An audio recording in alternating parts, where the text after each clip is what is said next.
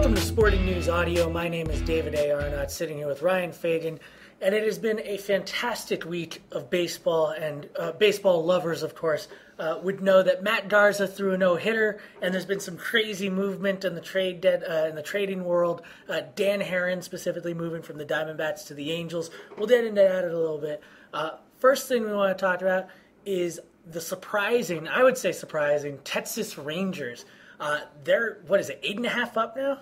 Yeah, I think that's the biggest thing. We knew the Rangers were going to be good this year, but you kind of looked at all the young guys they had, in their organization, and you thought, maybe this year is the year that they show that they're a quality team, and next year is the year they kind of take up and, step up and make that move in the American League West. But, they're sitting there 8.5 games above the Angels, 8.5 games above the A's.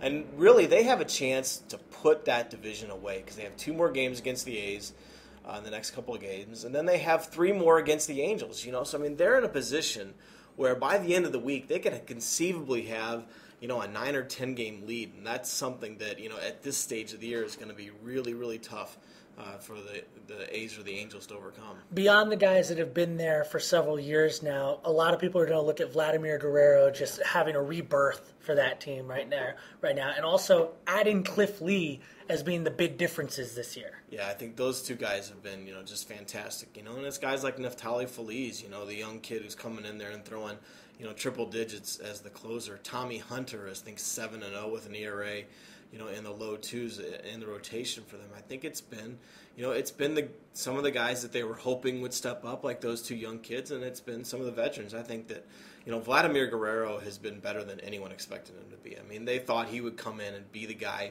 who could provide some pop, especially in that ballpark. But he's been a fringe MVP candidate. He's been that good. And when you talk about MVP candidates, the numbers that Josh Hamilton is putting up are just insane. I think it's going to be, a showdown between him and Miguel Cabrera from Detroit as to who winds up getting, more of the MVP votes. Now, we mentioned Dan Haren earlier. We talked about how Cliff Lee is now on the Rangers. There seems to be a shift of power moving towards the West Coast, especially the AL West, and those 2 teams are going to be battling it out for the AL West title, and maybe even the wild card in the Angels case. Do you think the Angels did enough by trading away Joe Saunders and getting Dan Haren to put themselves back into that playoff discussion? Well, I think they're in a lot of trouble when it comes to that. I think the thing that makes this such a good move for the Angels, though, is they've got in Dan Haren, a guy who's pitched in the American League before, had success in the American League West before, is familiar with the teams and the franchises and the buildings and the stadiums and everything that has to go with it. And he's under control for another couple years with his contracts.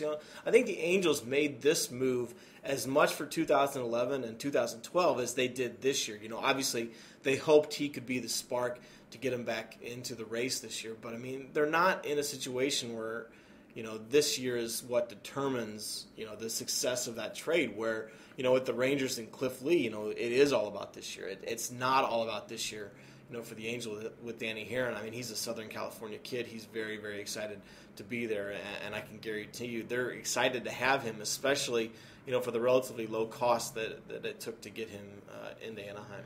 Now, the other 2 guys that are out there that have been garnering a lot of trade speculation, at least in the media, have been Roy Oswalt and Jason Werth.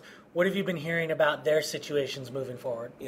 Those have been the 2 biggest names, other than aside from Lee and Haren, that everyone's talked about, and because Roy Oswalt, a lifelong, career-long Houston Astro, has been very vocal about his desire to play for a contender, and he's a smart enough guy to understand that it's probably not happening next year for Houston either.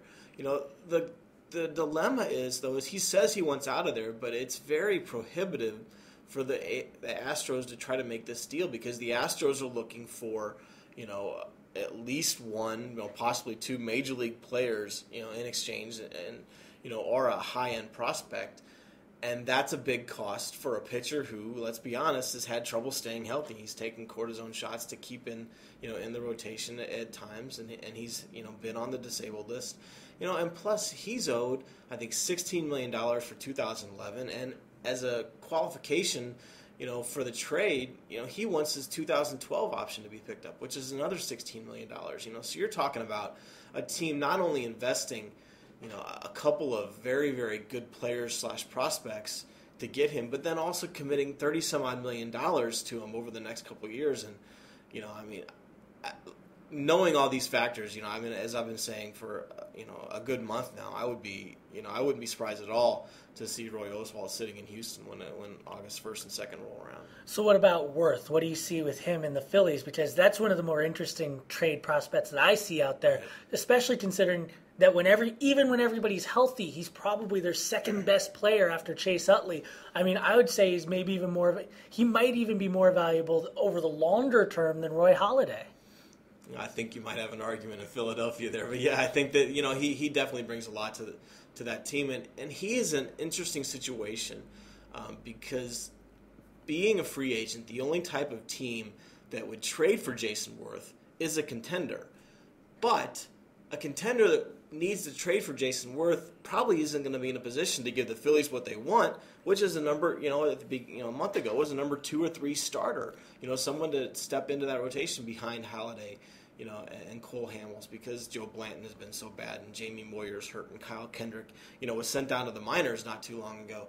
So I just think that's why that trading Jason Werth never seemed to be too much, of a possibility. And now it's pretty much dead with Shane Victorino going on the disabled list, getting hurt, recently. I think now the Phillies can't afford to trade him. They've won 6 games in a row. They're right back in the wild card race. I don't think at this point, Jason Werth is going anywhere. Ryan Fagan, thanks for joining us in Sporting News Audio. Enjoyed it, David.